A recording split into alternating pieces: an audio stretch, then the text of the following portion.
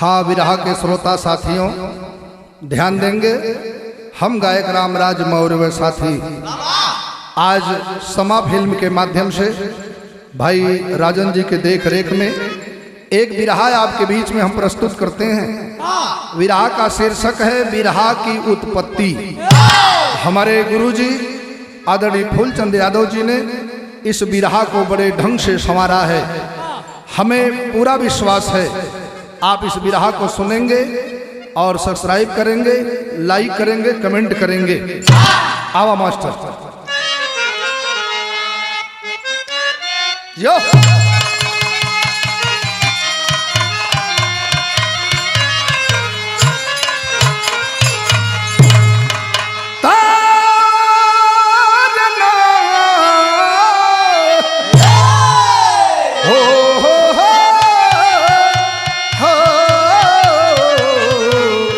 संवरिया हो भोले बाबा जोगिया हो राम।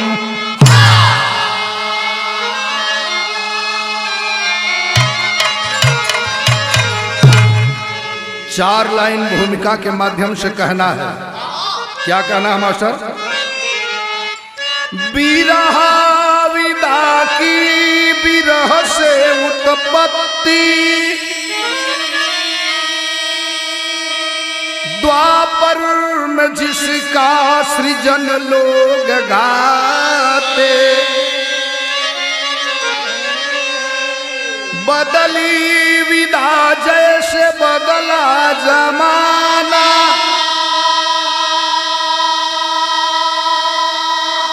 वैसा मंचों के माध्यम से गायक दर्शाते।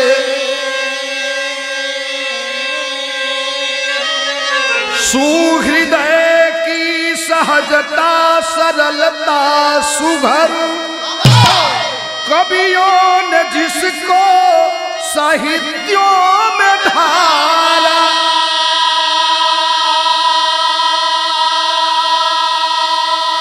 कि बिहारी बिहारी पे ऐसी कृपा टपकने लगी मुख से अमृत की धारा।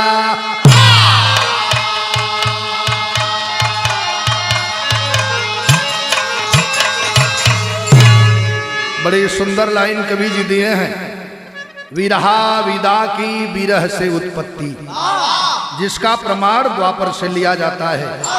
जैसा जैसा जमाना समय बदलता गया उसी तरह से विरहा के मंच को बदलते हुए और गीत में हमारे कवियों ने अपने हृदय की उद्गार को सहजता और सरलता से आम पब्लिक के बीच में परोसने का काम किया है।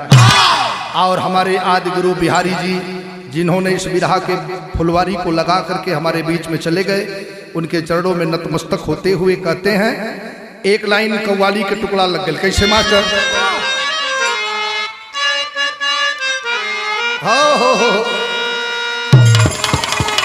किसी शायर ने कहा है, हरे ऐसे कैसे हो जाई मोहब्बत का सौदा हो।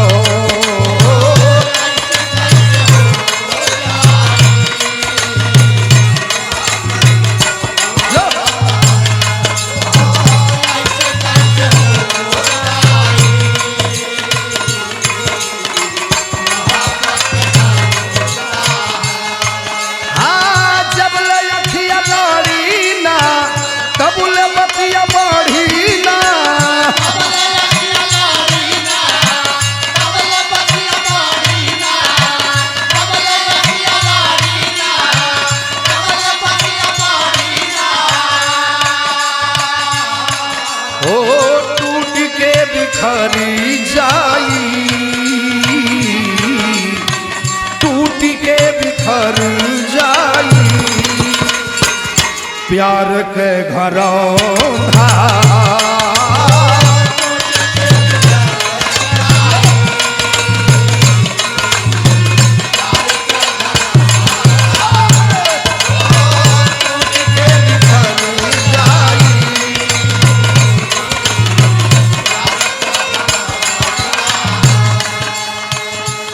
लेकिन बिरहा वाली लाइन पर गौर करेंगे। ओ खिले वाला खिली जाला, ओ खिले वाला खिली जाला, पत्थर पर सुमनावा हो।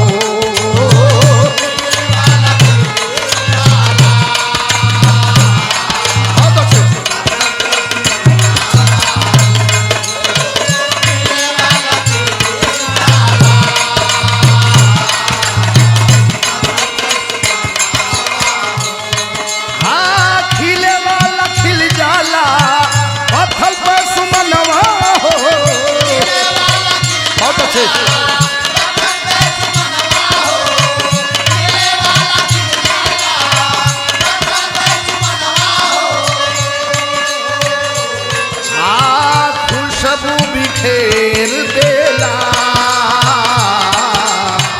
खुशबू बिखेर देला, गमक चमनवा हो बिखेर देला, गमक चमनवा हो।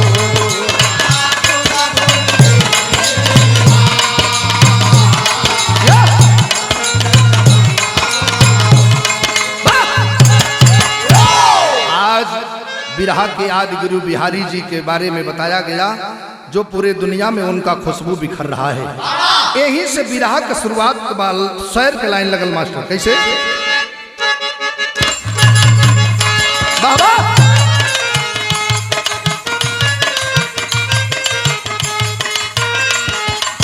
यूपी गाजीपुर गोपालपुर के रहवासी, 1837 में जन्म की यदकुल राशि, माता पिता का बचपन में स्वर्गवास हुआ, बिखेरी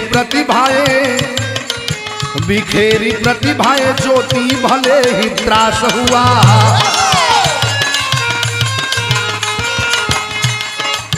किसानी करना ही जीव को उपार्जन आधार रहा, गरीबी बदनसीबी काला महाया पार रहा, हुआ जब 14 वर्ष तब बनारस में छाए, कर्ण घंटा छापे काने में नौकरी पाए, शिवानंद स्वामी के आश्रम में किया ना जाना, कथा रामायण की सुन लगे लिखने गाना, बिहारी गंज डगरा बिहारी के नाम सुने, और हार से कुछ दूर ही मुकाम सुने।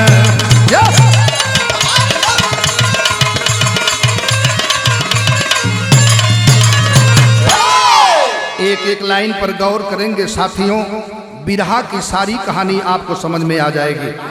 बिहारी जी के बारे में बताया गया, उत्तर प्रदेश के गाजीपुर जनपद के अंतर्गत गोपालपुर गांव में उनका जन्म हुआ था। एक यादव परिवार में जतकुल के खानदान में जन्म हुआ। बचपन में ही माँ और बाप का साया उठ जाता है। गरीबी और बदनसीबी का बड़ा लम्हा अपार सर पर बोझ था। किसी तरह से जीवन को चलाने के लिए खेती किसानी से ही चल रहा था। मजबूरी में आकर बिहारी जी बनारस में गए और कर्ण घंटा छापाखाना में नौकरी पा गए। नौकरी करने लगे, कुछ रुपया कमाने लगे, घर परिवार का तो चलने लगा काम धाम।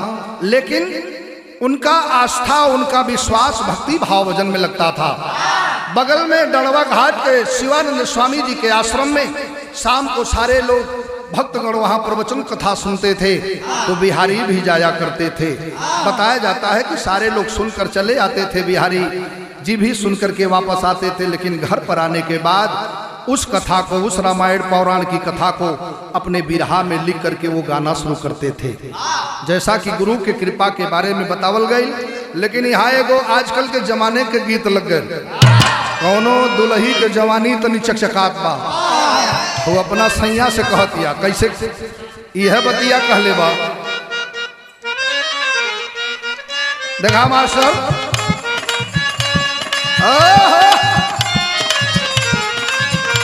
कहती बा, अरे छलकत हमारी, छलकत हमारी जवनी आए राजा, आई छलकत हमारी जवनी आए राजा, जैसे कि पलटी कपनिया हो, कुछ बोली मर्दा कहलेबा के रानी आवा के रानी हम हूँ वो भर लोट बानी हो, आवा धनी वो भर लोट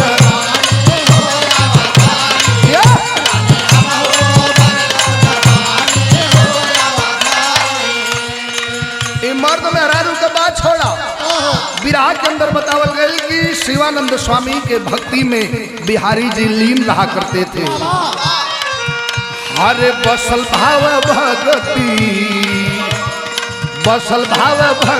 भजनी आए बाबू, बसल भाव भगती भजनी आए बाबू, लोहा गयल सब मानी ज्ञानवा का स्वामी, हरे कृपा तो हार वरदानी हो जग जानी,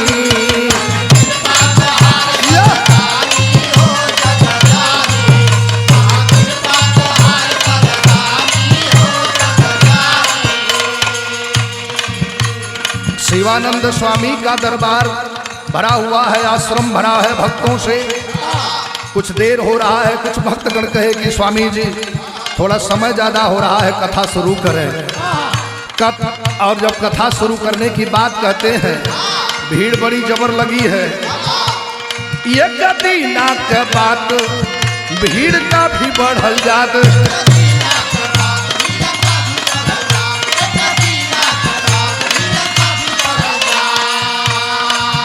कर देर नहीं स्वामी कथा शुरू करी, कथा कहाँ तक सुनाए कोई बता नहीं पाए,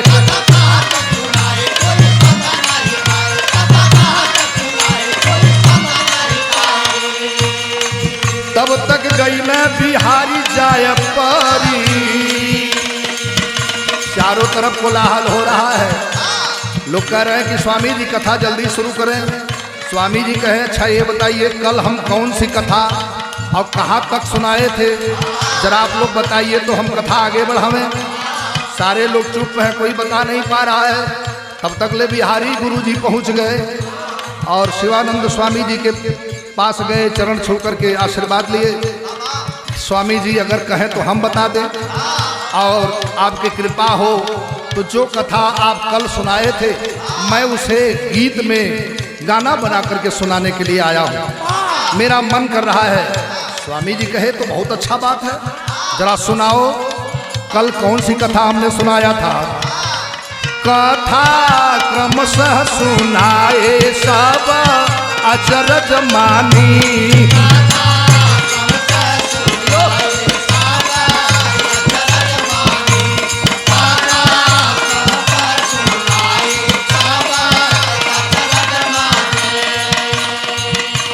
कृपा गुरुवर के स्वर में क्या चाओ पाई छानी, कृपा गुरुवर के स्वर में क्या चाओ पाई छानी।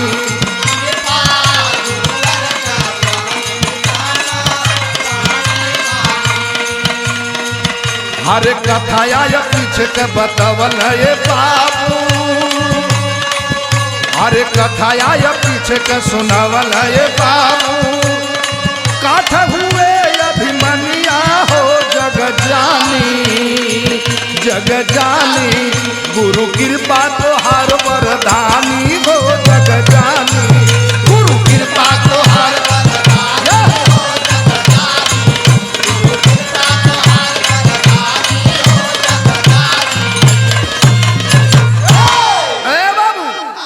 बिहारी यादव जी स्वामी जी के सारे कथा को जितना पिछले दिन सुनाए थे उस सारे रामायण की कथा को बिरहा के रूप में चौपाई छंद और दोहा के भाव से उस जनता के बीच में प्रस्तुत करते हैं।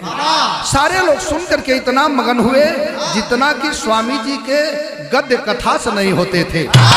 देखें गुरु का कृपा अपार होता है। अब जब स्वामी जी वहां से अपने मुकाम को आते हैं कितने लोग स्वामी जी के पीछे पीछे रोज कथा सुनते थे, आज उतने लोग बिहारी जी के पीछे पीछे जा करके कि जरा अपना गाना हमको दे दीजिए, हमें भी गाने के लिए सिखा दीजिए। अब बिहारी जी की चर्चा पूरे बनारस में फैल जाती है।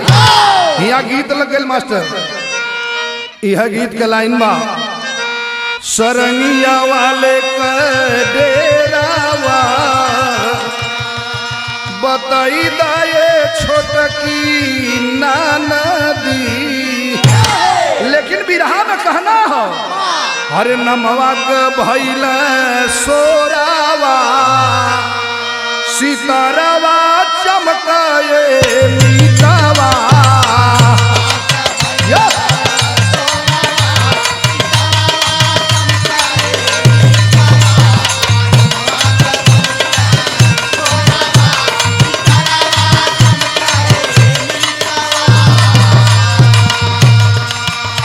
अरे यूपी बिहार मुंबई कलकत्ता एमपी गुजरात में छाए हो बतूरा मनगढ़ सलागन अंबिका जी ध्वज फहराए हो।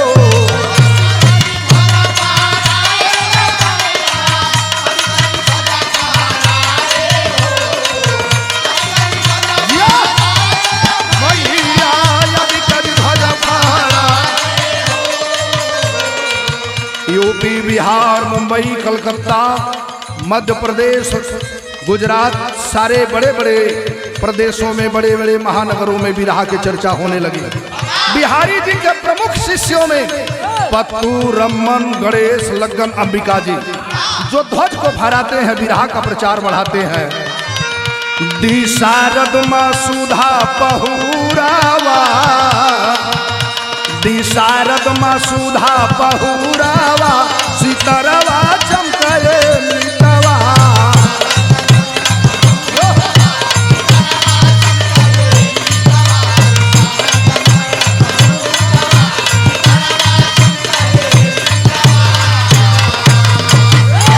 बताया जाता है बिहारी के जब से तमाम शिष्य पत्तू रमन गणेश लग्गन अंबिका जी बड़े बड़े शहरों में गाते थे और बिरहा के श्रोता के मन में बिरहा बड़े ही आनंद से बैठने लगता था। गीत बदल गए मास्टर हैं।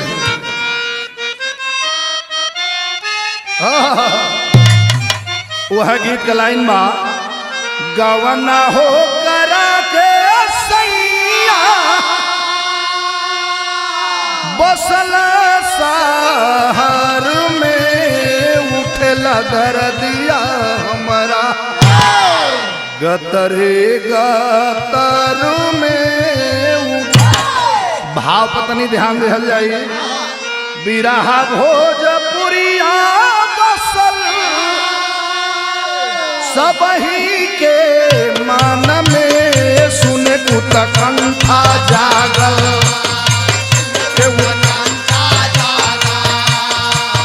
चर्चा जन जन में सुने कुतकंठा जागल।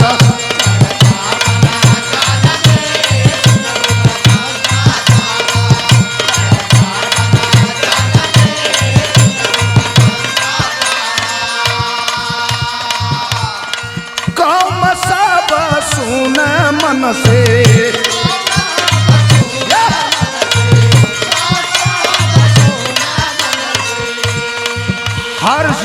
बिरादर के लोग, हर कौम के लोग बिरहा को सुनना पसंद करते थे।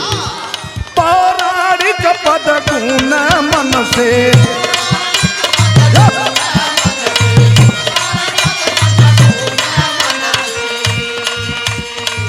कईयो भय अखाड़ा बिरहा, कईयो भय अखाड़ा बिरहा, उतरल जेहान में सुन के उत्कंठा जागल, सुन के उत्कंठा जागल, चर्चा जन जन में सुन के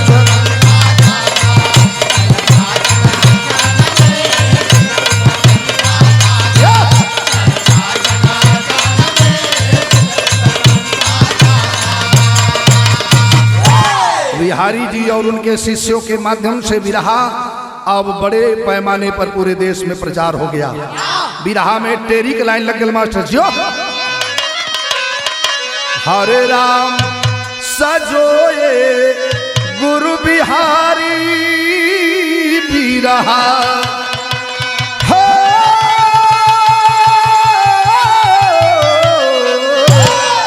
सजोए गुरु बिहारी बिरहा, सृजन की बिरह से बिरहा, सृजन की बिरह से बिरहा, जदुवंशी अवतारी सजोए गुरु बिहारी, सृजन की बिरह से बिरहा, जदुवंशी अवतारी सजोए,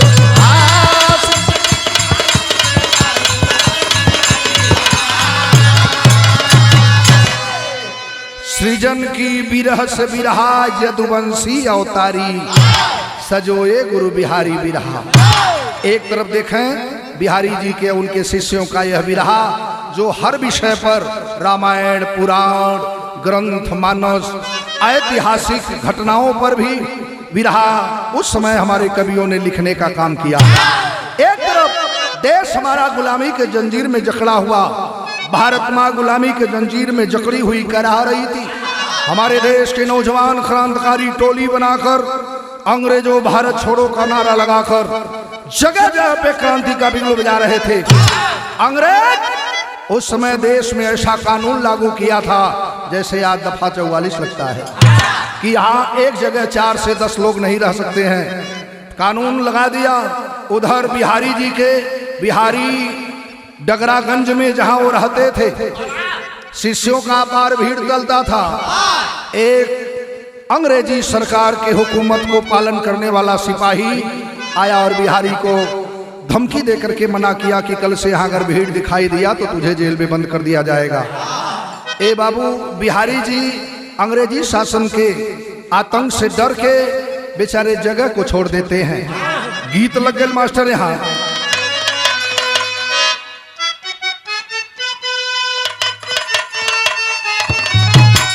देखा हमारे मास्टर इशारा करते हैं, सुना गाना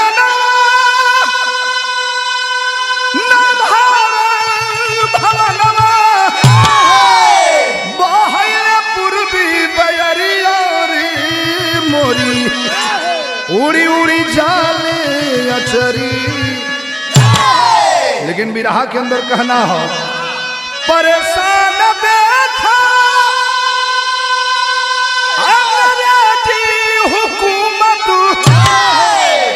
बाढ़े लगल शिष्यन कबीरिया देखल, अरे दिहल स्थान बदली पुजरिया हो।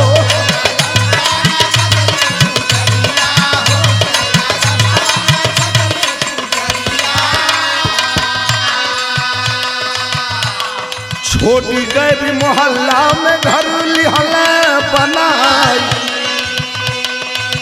बिहारी जी अपने बिहारी डगरागंज से स्थान छोड़कर चले गए, छोटी गए भी मोहल्ला में घर बनवा लिए। बताया जाता है वहीं से उनकी शादी भी हो जाती है। छोटी गए भी मोहल्ला में घर लिहल बनाई, हरे सीरा करहिया में शादी रचाई।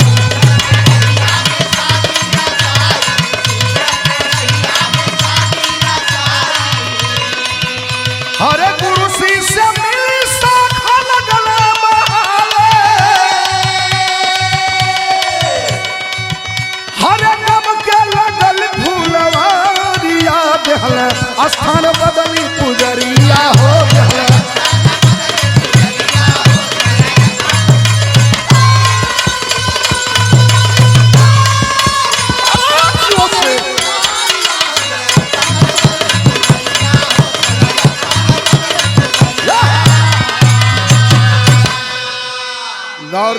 बाबूजी अब देखें बिरहा पूरे प्रदेश और देश में चारों तरफ छा जाता है।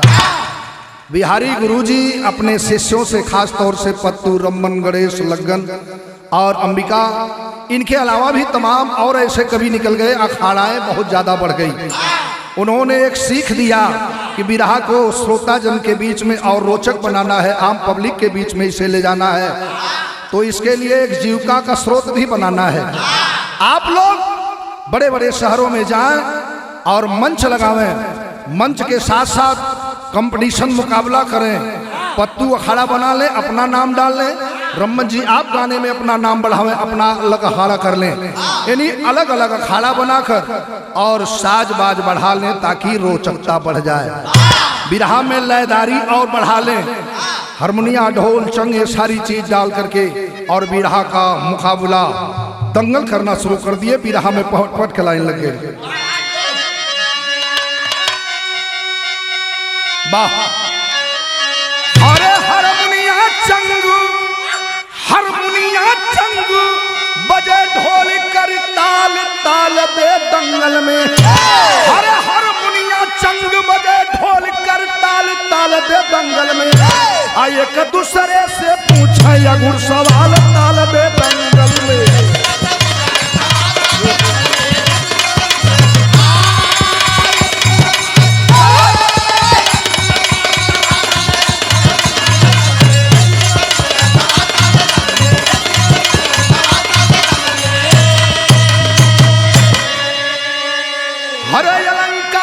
छंद व्याकरण कवियों ने बखूबी जोड़ी हो। अरे छा गई बिरहा पर्दे पर, ना किसी विषय को छोड़ी हो।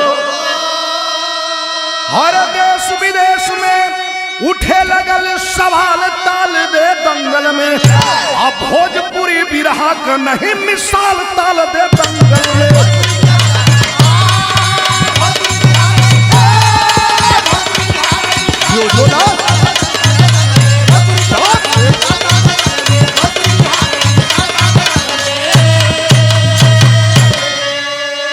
और इस बिरहा विदा को देश में, प्रदेश और विदेशों में पर्दे पर बढ़ाने के लिए जनता के बीच में लाने में विशेष रूप से 4 लोगों का योगदान है। आल्हा के लाइन में बताओ उनके कैसे मास्टर।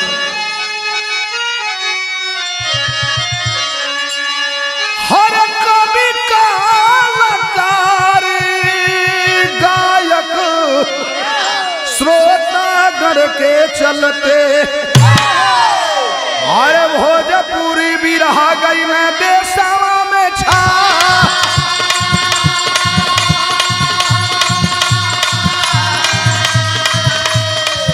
हर कजरिया हलवर की गोरा उधविया कुहरा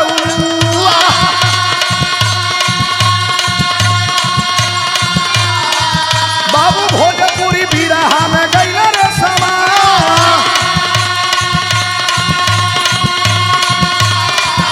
अरे बिहारी के चल के अलावा देशवा में।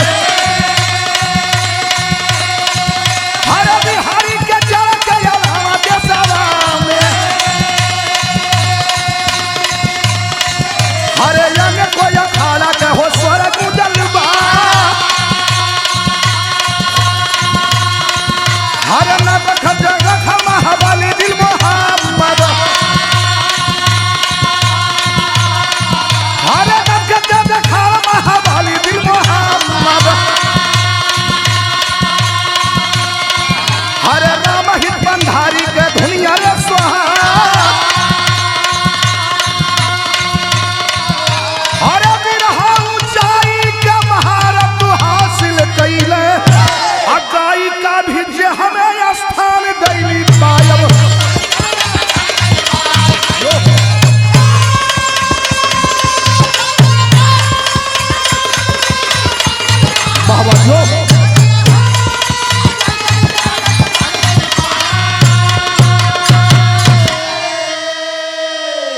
बतावल जला बाबूजी की आदि गुरु बिरहा के हमारे गुरु बिहारी जी, जिनके जड़ से पत्तू, रमन, गणेश, लग्गन, अंबिका और उनके अलावा भी तमाम ऐसे अखाड़ा इस देश में तैयार हुए, जैसा कि प्रमाण मिलता है जय जखाड़, जद्दू, नटखट, महाबली। इतना ही नहीं साथियों, चारों तरफ चर्चा होने लगा कि दिल मोहम्मद घराना भी, अखाड़ा भी बहुत मजबूत। राम ही छकौड़ी बिहारी जी के तरह से हमारे बिरहा में पंधारी चाचा भी हैं। तमाम लोगों का धुन गूंजने लगा। कजरी, आल्हा, लुरकी, धोबियौआ, कोहरौआ, गौड़ौ, सारी विदाएं, पारंपरिक गीतें बिरहा के अंदर समाहित हो गई। सारी कुछ दे करके हमें और इस दुनिया से हमारे आदि गुरु बिहारी जी जब चले गए, उनके प्रति श्रद्धा सुमन समर्पित करते हुए सत सत बार नमन करते हैं। आखिरी भाव में कहना हो, हर बाग बिरहा में बिहारी जी लगा गईले, अब पूजा होले छोड़ स्वर्ग पर गईले।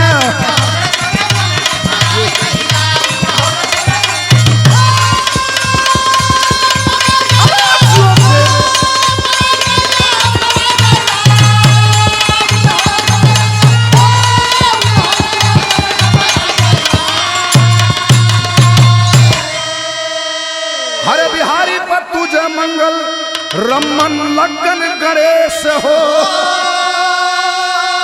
अब वाराणसी की प्रतिमा स्थापित गूंजे देश व विदेश। झंडा कोने कोने लहराई गई न, अब पूजा होला छोड़ स्वर्ग पर आई गई न। हमारे आदि गुरु बिरहा के बिहारी जी का भी संदेश रहा। हमारे गुरुजनों का, चूंकि बिरहा के कवि बड़े बर्मज्ञ हर विषय को लिखते हैं, साहित्य और समाज को हमेशा सजा कर चलते हैं। कहना हो, हर कवि का संदेश अश्लीलता मिटावा, हर कवि का अनुरोध अश्लीलता मिटावा। आकर सामाजिक चित्रण संस्कार के सजावा।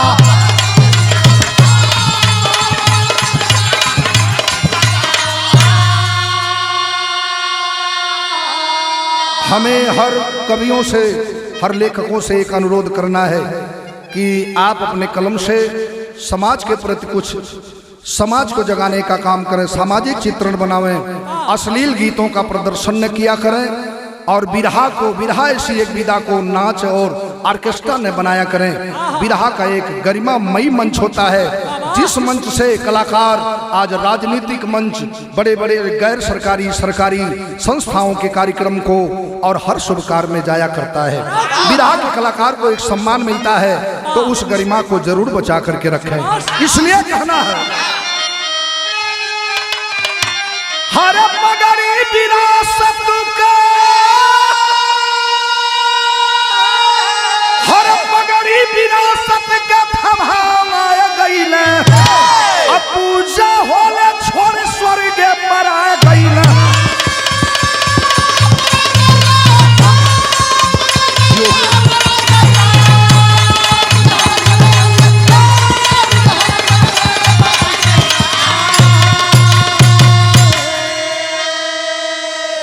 गुरुपत पूज मंगल कविवर रामधार पति राम, राम यवद कवि फूल चंद्र, जा बसले गुरु के धाम। सजोए गुरु बिहारी बिरहा, मौर्य रामराज बच्चन माँ की बलिहारी।